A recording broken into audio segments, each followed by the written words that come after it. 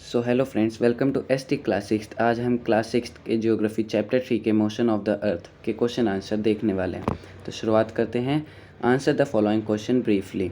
What is the angle of inclination of the earth's axis with its orbital plane. पूछा गया है कि earth's के एक्सिस ऑर्बिटल प्लेन से कितने एंगल पे इंक्लाइंड होता है। तो इसका आंसर है 66 1/2 डिग्री। दूसरा क्वेश्चन है define rotation and revolution. Rotation, the movement of Earth on its axis is known as rotation. Revolution, the movement of Earth around the sun in a fixed path is known as revolution. Rotation वो movement होती है जब अर्थ अपनी ही जगह पर घूमती है, और रेवोल्यूशन में अर्थ सन के चारों ओर घूमती है। आगे देखते हैं हम। What is a leap year. Answer दिया गया है कि leap year with 366 days is known as leap year. हमें बताया गया है कि जिस साल में 366 डेज होते हैं उसे लीप ईयर कहते हैं।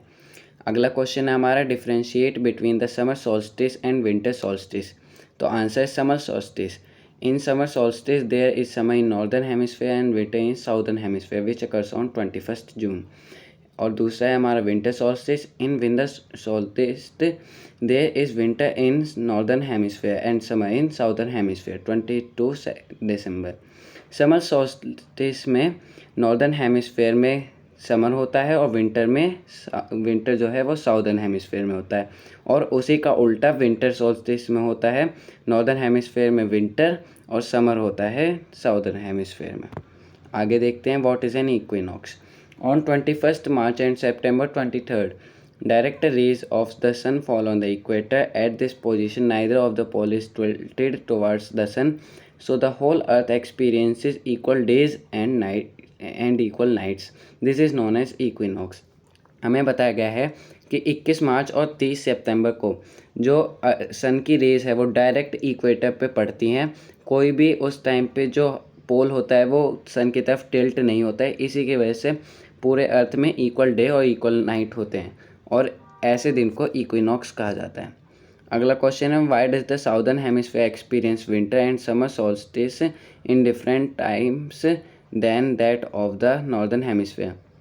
पूछा गया है कि साउदर्न हेमिस्फीयर जब विंटर और समर सोल्स्टिस को एक्सपीरियंस कर रहा होता है तो वो नॉर्दर्न से हेमिस्फीयर से हमेशा अलग क्यों होता है। तो आंसर दिया है, when the north pole is tilted toward the sun the northern hemisphere experiences summer solstice. At this time since the south poles is tilted away from the sun the southern hemisphere experiences winter solstice. When the north pole is tilted away from the sun, the northern hemisphere experiences winter solstice. At this time, since the south pole is tilted towards the sun, the southern hemisphere experiences summer solstice. हमें बताया गया है कि जब north pole सन की तरफ होता है तो नॉर्दर्न हेमिस्फेयर में गर्मी होती है और साउदर्न में ठंडी।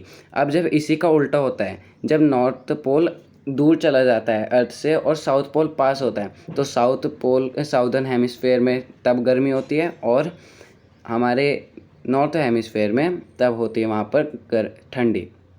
आगे देखते हैं।